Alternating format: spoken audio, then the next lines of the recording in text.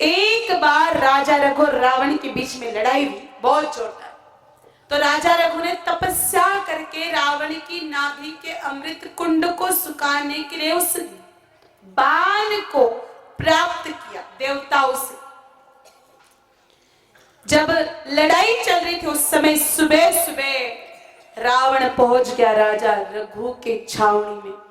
वहां जाकर के कहा, हे राजा रघु, मैं तुमसे कुछ भिक्षा मांगने आया, मैं जाति से ब्राह्मण हूं, दोगे?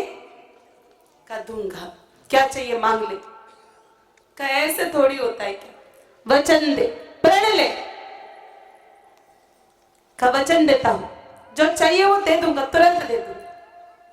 मेरे भाई बहनों, कहा वो बाण चाहिए जिससे तुम मेरे नाभि के अमृत कुंड को सुखाने वाले। मेरे भाई बहनों, राजा रघु ने क्षण भी नहीं लगा, उसके पूर्व ही वो बाण निकाल करके रावण के हाथ में रख दिया। और उसी दिन से मेरे भाई बहन रघुकुल की कीर्ति पूरे दुनिया में अमर हो गई। रघुकुल रीत सदा चली आई, प्राण जाई पर वचन ना जाई। और उसी के हम अनुयायी हैं। और हमारे लक्षण तो देखो मेरे भाई बहनों, हम में से बहुत सारे लोग आज थूक करके चाट लेते हैं। हमारी बातों का कोई मूल्य नहीं है, हमारी बातों का कोई अर्थ नहीं है। हमने जो वादे किए, जो कस्में ली, हमने जो प्रण लिए, वो सब हम लोग एक गटर में फेंक।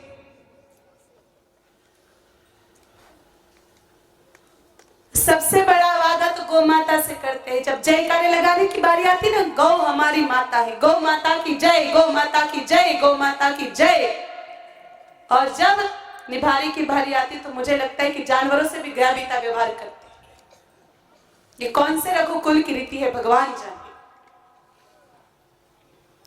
तो राजा रघु ने वो बाण निकाल के रख दिया रावण के हाथ में। रावण तत्काल गया लंका में।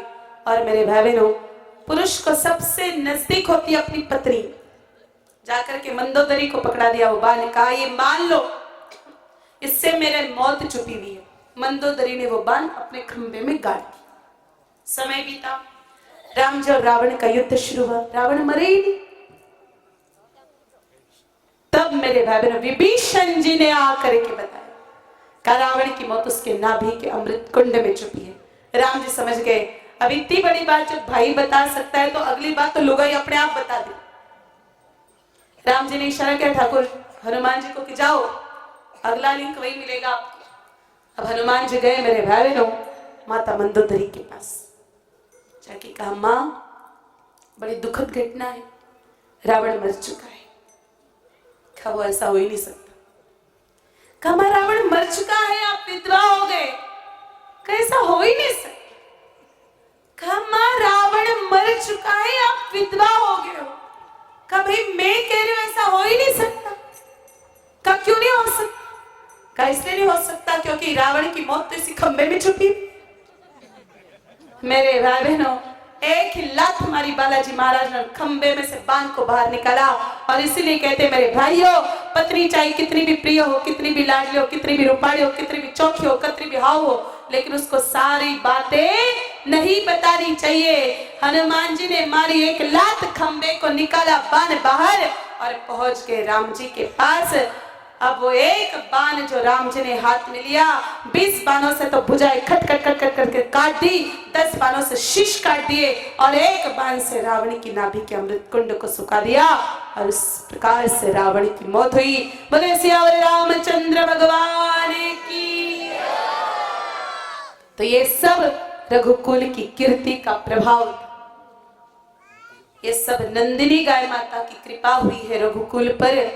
मेरे भाई बहनों, आज हम जितने भी राम जी के वंशज यहाँ बैठे हुए हैं, हम सभी गौ माता की ही देन है। गौ माता ही हमारी इष्ट है।